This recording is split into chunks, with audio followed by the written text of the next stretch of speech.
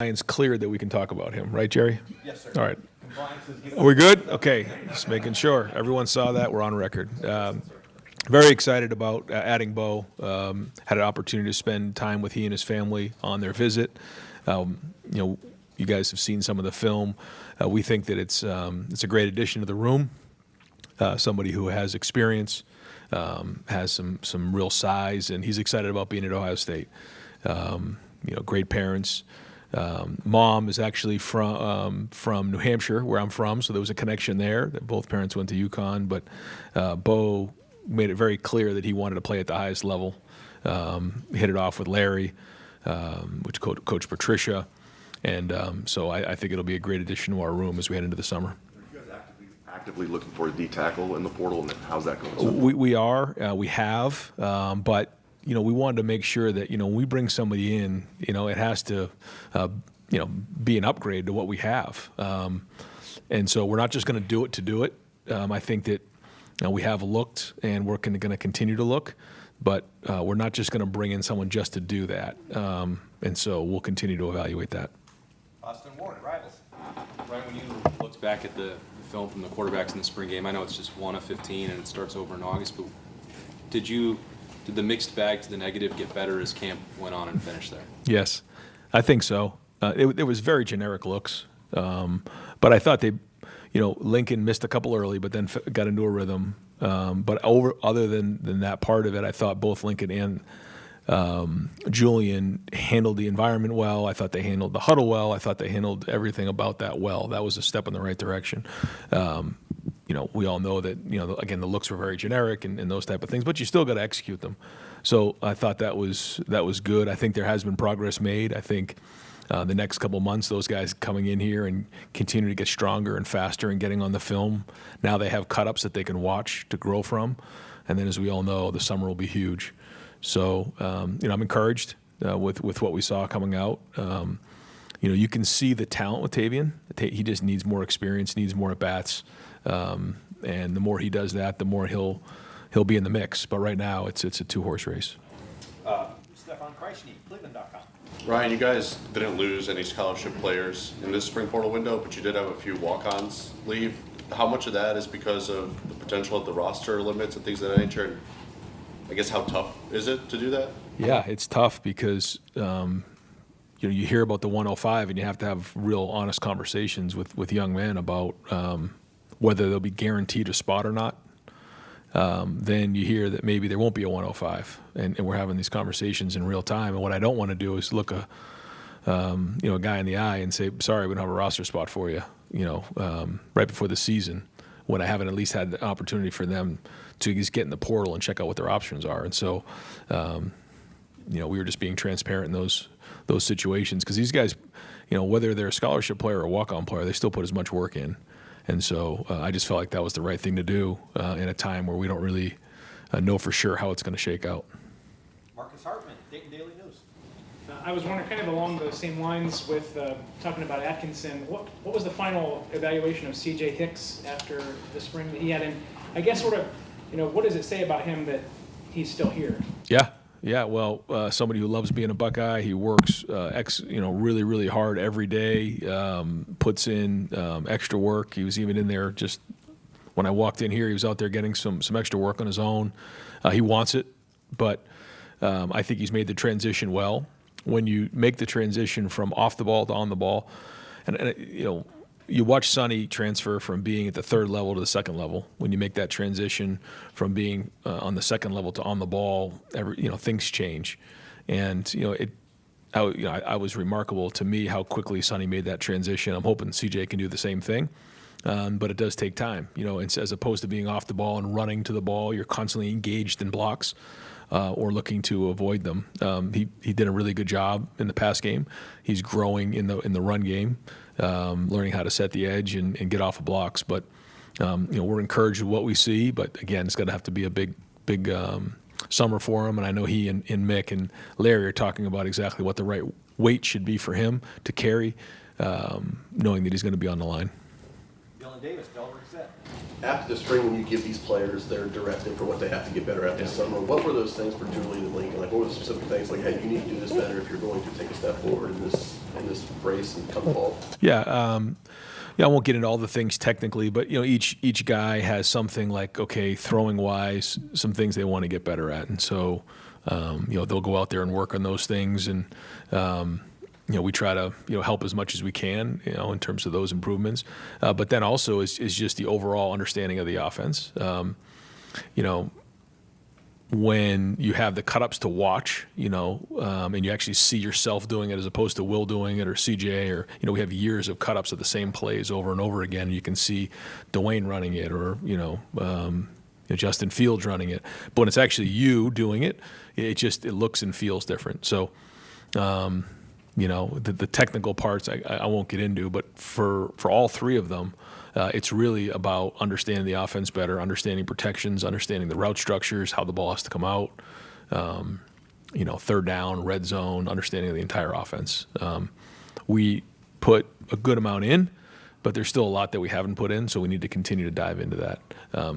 Ultimately, they will be evaluated on how they make their routine plays routinely, and then how they do on third down, red zone, and 2 minute. And you've heard me say that before, but that's it. And each guy has a different skill set, and so we've done that before, where we've adapted based on who we have, and we'll do that this year. But it's going to be exciting because we have some really good weapons coming out of the spring. We feel like maybe even a little bit different than we've had in the past. So fired up about that, and fired up about where this offense can go. And I have to make sure I remind myself that the idea of the spring, again, you've heard me talk about this, is to get individual players better. And then as we come out of the spring, figuring out what this looks like as an offense and as a defense schematically. So that's what we're all involved with right now. Coaches are on the road recruiting, but it's also part of that. The guys in the building right now, we're starting to put that together as we head into June. For Tavian, when it's experience, it's holding him back. He just has to get experience. Is there any way to simulate that this summer? I know. Anything you can do to get that? Man, I try so many of those different things, and this is a long conversation. But even having a son who's now a sophomore and who's a quarterback, you just realize that if you play basketball, baseball, lacrosse, all these other sports, you constantly play games. You could play 5 basketball games on a weekend.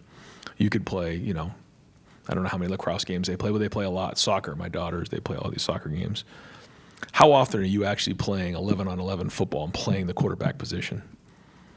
And I think that's why you see so much, back and forth, confusion. It's just not very much a science, even when you get to the NFL in the draft process, because these guys haven't played a lot of football.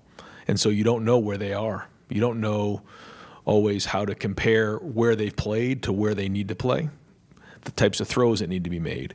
So I think about this a lot.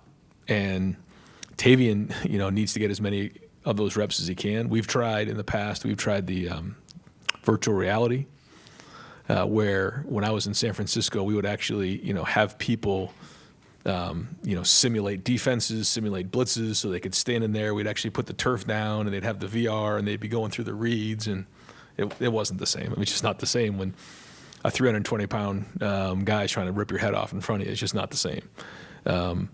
So what do we try to do? We try to watch as much film as we can, and try to simulate it the best we possibly can. But there's nothing like getting real reps, and that's why we made the guys live this spring to feel what that was like, because these guys haven't played a lot of football, and so they don't know what that's like.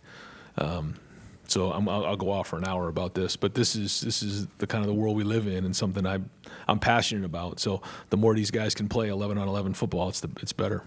We need to keep it to one question because we have a lot of guys that want to ask. Spencer Holbrook, Letterman Row.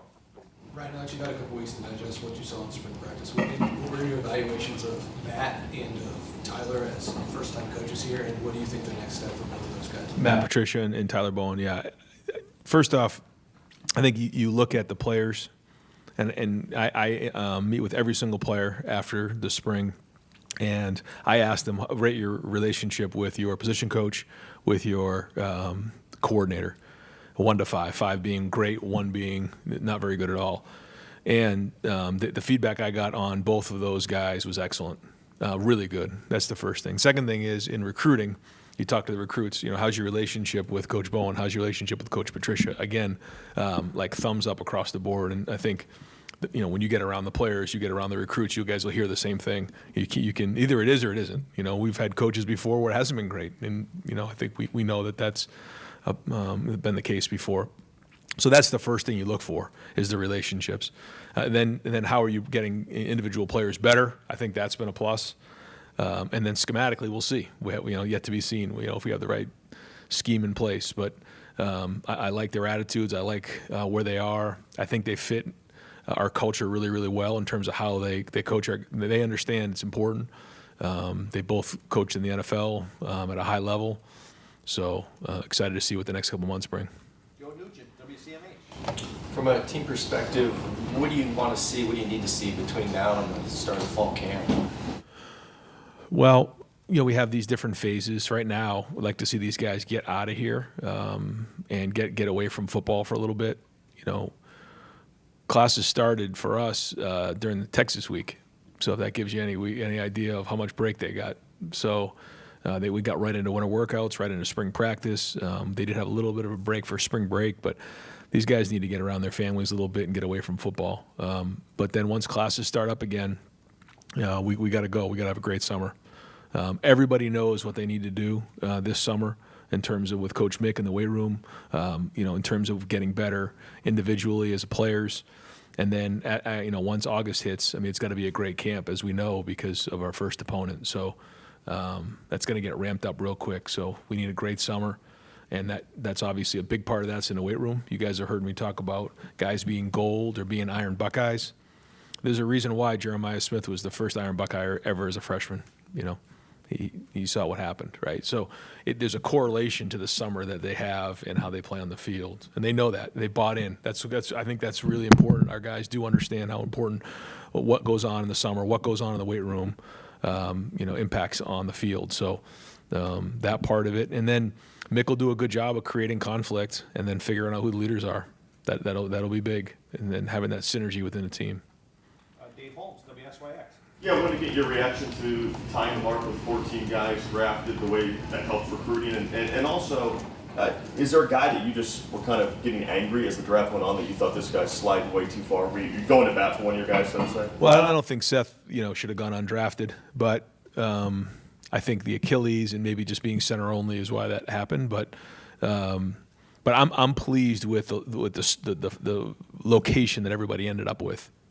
I don't think there was really anybody that got drafted where when you look at it, you say, man, that's not a good fit. And that's when I stood up in front of the personnel for our pro day, that was our goal. It isn't like so much, getting them, drafted early or whatever. They have to decide the value, but make sure it's the right fit, because we always say it's easy to get in the NFL. It's hard to stay in the NFL. So we need these guys to now stay in the NFL. The easy part's over. The hard part is now going to work, endearing themselves into the program, and then bringing value every single day.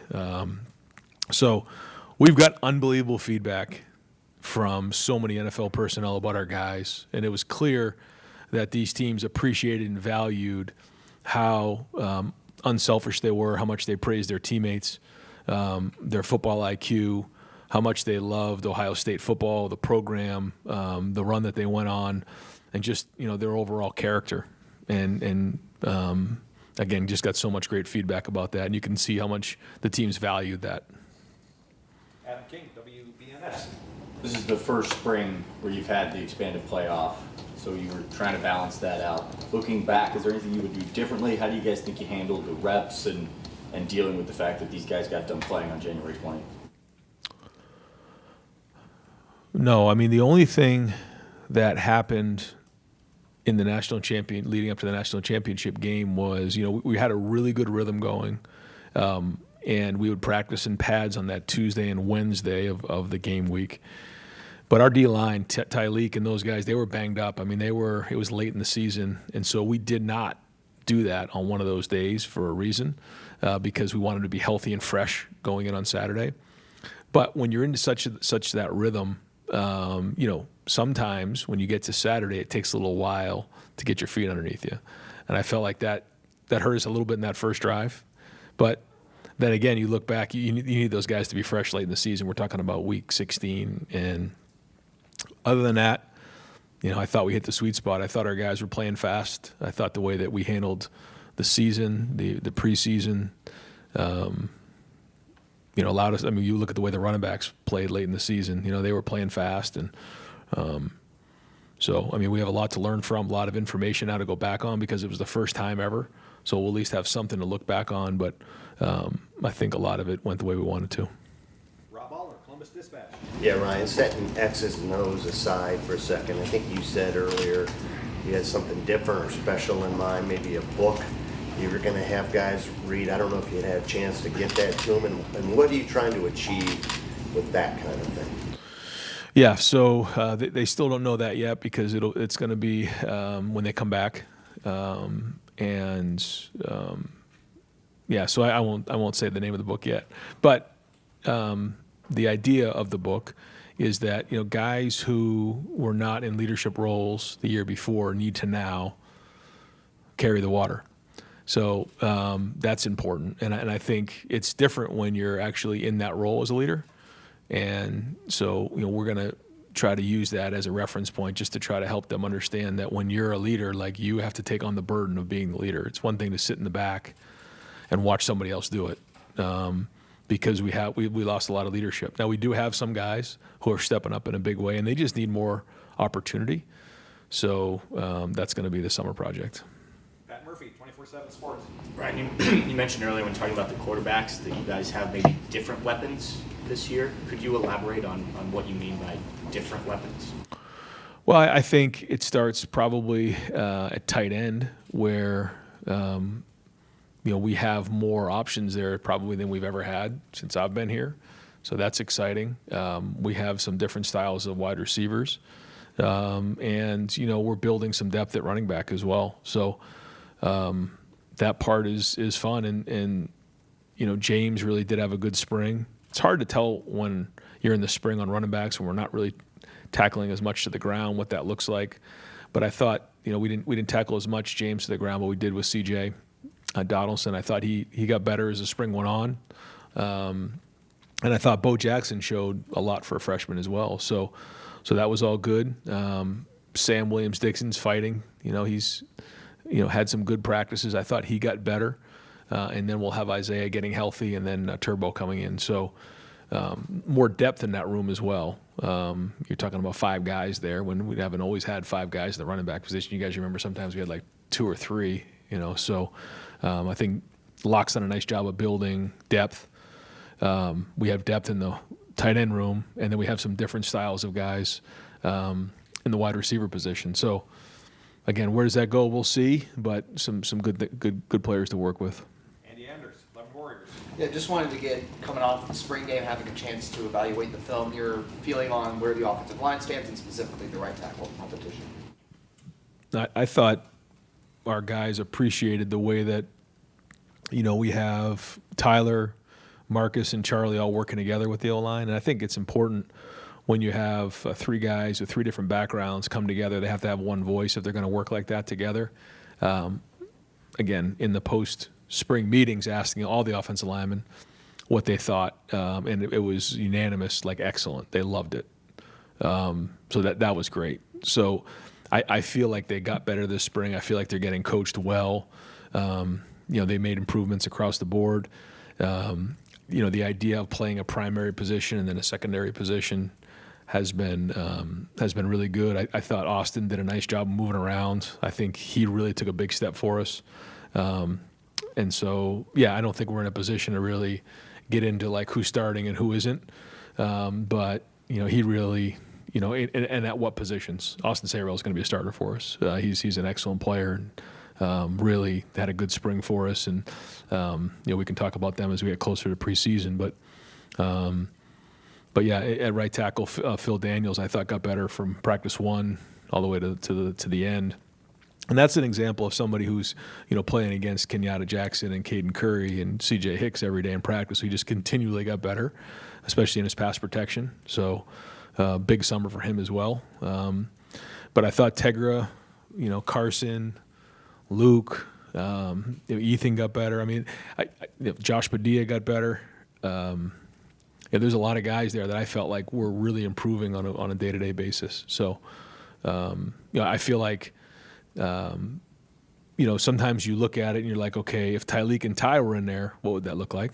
So you have to compare that part of it, on each side.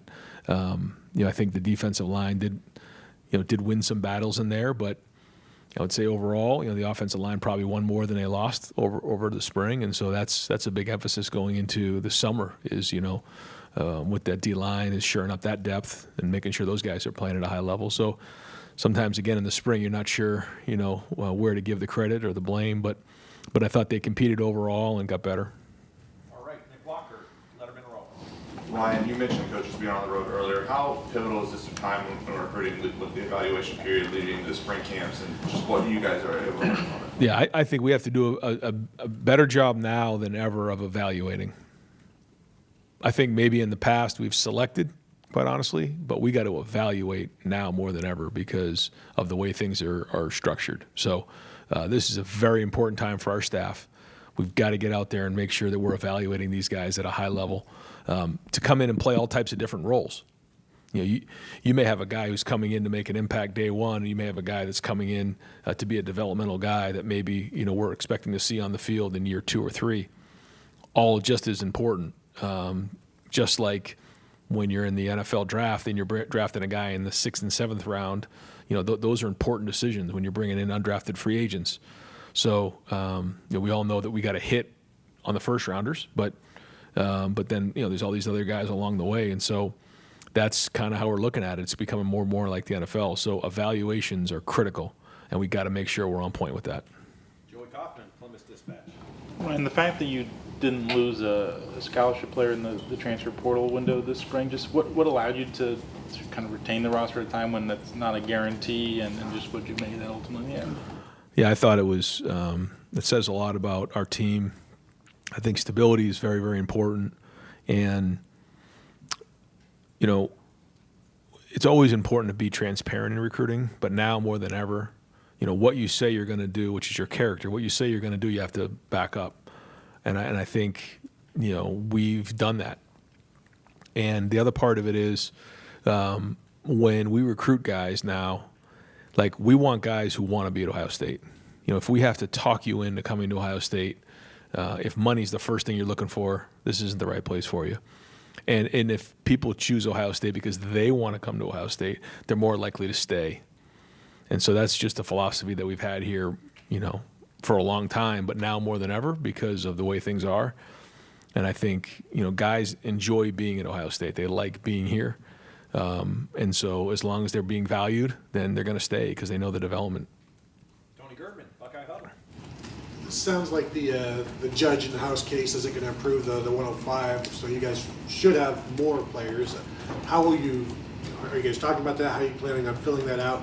And what kind of scholarship number are you looking at right now? And is that coming from Ross? How do you put that together? Yep. Yeah. So we're looking at, increasing it to 90. That's, what the conversations have been. And then, like you said, it's difficult when, you think it's going to be a 105, and now they're saying maybe it won't go to 105. But if it does, we better make sure we can pivot quickly. So we'll operate, if the 105 cap isn't put into play, we'll operate right around 120, 121 like we've been.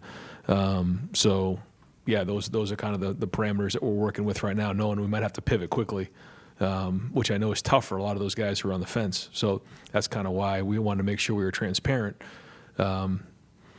Again, but this is kind of the way it is in college football right now. You got to be able to adapt quickly and move on the run. And the easy thing to do is throw up your hands and get frustrated, but we'll just adapt and try to, communicate well and make sure we have everything we need. Dan Hope, 11 Warriors. You were asked about Bo, you were asked about CJ. Obviously, you also have Kenyatta and Caden coming back, Yep. and you added Logan George. How do you feel like all 5 of those guys can kind of coexist in that edge rotation? Yeah, I think we've always done that, and we've always rolled guys. I even think when I first got here in like 17, we had all those guys, Taekwon. I mean, it was just, Bosa. We used to roll those guys, and the more we can do that, especially with the length of the season, we're going to need to do that. I'm sure, Larry wants to be able to do that. So that'll be important. And I also think, there are different, skill sets of those guys that we can try to be creative. And that's one of the reasons why Matt's here, is to, find out what they do best and then get them on the field and do that. And I think that's exciting as we head into the summer to figure out what that looks like. Just like on offense, you try to put the guys in the right position to be successful. It's our job to do that now because numbers-wise, when you look at the guys on the defensive line, I think we're now at like 18. So that's a big number. So we got plenty of guys to work with. So now we got to figure out what they can do well, and that's coaching. Stephen Means, Cleveland.com. You've had years where you started with a non-power 4 opponent. You're talking about how the Texas game is. You've also had years where you started with a top 5 opponent. Does that at all change, I guess, the sense of urgency of how quickly you guys want to get things done when you're not starting with a let's see what we find out game? You're starting with essentially a playoff game in August. Yeah, I don't think there's any question. Yeah. I had a chance when I took my son down to Clemson, and I spent a little time with Dabo last year. They were opening up with Georgia, and they were just talking about how different that preparation is. That preparation for that game starts in June, and then it goes into July, and then August you're cracking pads because you got to be ready to go in that first game. That's just how it goes. So it does certainly start the preparation earlier. Everything's ramped up sooner, and well, you can tell. I mean, I've been talking about it now since we started spring ball. Because you just know. So especially when you have some new guys, new faces, they got to be ready, and it's the job for the coaches and the leaders to make sure that urgency is in place. Does it make you want to pick a starting quarterback quicker? No, because you still have to have the focus on the long term. This is a long season. But that being said, we're going to do everything we can to make sure we have the right person in that place to go win that first game, and then we'll go from there. Got time for a couple more. Bill Rabinowitz, Columbus Dispatch. I'm pretty sure you're not going to tip your hand even if you know it, but in your mind, do you have a front runner at quarterback? No. It's completely 50-50. Is this the first time that you had this situation? You had Kyle and Devin a couple years ago, and they kind of went back and forth. Yeah, that's probably the closest one. Yeah, we'll kind of see. I felt like Lincoln going into the spring game was a little bit ahead of Julian, and then I thought if you just watched the game, Julian probably performed a little bit better than Lincoln during the spring game. And here we are, So gone back through, watched the spring practices, look at the grades, they're very similar. So we'll take it into the summer, and we'll let them play. The more you play, the more these things find a way to work themselves out. So who knows? Who knows how it's going to shake? My guess is they're going to need each other. We're going to need Tavian to come as well. He's got to be able to help. It's going to be a long season. And we're not talking about someone like Will, who's a fifth-year senior, who's 22, 23 years old, who's just been around. That was a long run he went on. So we need depth in that room. Final questions, Tim May. I'm going to guess War and Peace. Is that the book? You're going to have these guys? No, not War and Peace. It's a long one. I'm sorry. I didn't mean to be funny. Or not funny. Where did you see Julian improve the most from beginning of spring to the end? What caught your eye just specifically about him and his game? Because like you said, in the spring game, he seemed to really sort of come alive. I mean, I know things are generic and stuff, but. I think for Julian, he just has to go play, and the more he's in those roles, the more he can let his competitive nature come to the surface. And I don't know if that answered your question, but that's to me where he has to just be the most competitive guy on the field. And when you know what you're doing and you have experience and you have a comfort level, then all of a sudden those things can come to the forefront. And I think the more comfortable he's getting, the better he's doing that. I felt like he did take a little bit more command in the huddle. I felt like he took more command at the line of scrimmage, because when I say command, it's coming off of a guy who had tremendous command, and he knows what it looks like. And so whether it's barking out the cadence or looking guys in the eye in the huddle, or after a play, getting everybody back together, whatever those on the sideline, whatever those things are, like that's the leadership skills. We all see he's got a beautiful release and he can throw the football, but that's just part of the process. And so that's part of bringing along a quarterback, and that's the fun part. You don't want to say gamer because that makes it maybe too simple, but some guys do rise to the occasion, right? I mean, that's your big juggling match, I would think, as much as anything. So I did this study when I was with the Eagles, when I was with Sam Bradford, and it's called the Roy Hobbs myth, which is really interesting because if you ever watch The Natural, the story of The Natural is that, he hits this home run, breaks the lights, and he's running around the bases. But the true story of Roy Hobbs, if you read it, is nothing like that. And so, I did a study on that because, for quarterbacks, you're trying to get them to rise to the occasion. But the truth is that, like, nobody really rises to the occasion. You really fall back on your training when you look at, Mr. October, Reggie Jackson. He pretty much hit his career average during those moments. When you watch Jordan or LeBron, when they're in those moments, people who are clutch, they're pretty much just operating under their career average. They're not doing anything extraordinary in those moments. Now, there's the other side of it. Sometimes the moment can be too big, and you can do, quote unquote, you can choke, you can struggle. But if you can just sink to the level of your training and be at your career average during those moments, you're going to be better than the majority of them. And so I think like that's what it comes down to when you're playing a quarterback. Like whatever we see in practice, if we can see that in a game, good things are going to happen. If we start to see like crazy play all of a sudden on the field that we haven't seen in practice, now there's something else going on. There's their anxiety, is there whatever those things are. We have to get other people involved and figure out what those things might be. So again, a long answer, but like that's it. We just want to see the same things we're seeing in practice on the field during the game. And it's our job as coaches to make practice really hard. And I think the quarterbacks would tell you, like, I try to make practice like almost brutal for them. Like they miss a throw and like I'm just undressing them on the field, not personally, but I mean, I'm hard on them because I want them to feel it. And then when they get on the field, they feel like, okay, this is it, and I think that's the sign of a good coach. So I don't know where we started with the conversation, but yeah, I think Julian is in the game. You saw what we see in practice, and that's a good sign. Yeah. Great. Coach, Yeah. thank you Thanks, very guys. much. Yep.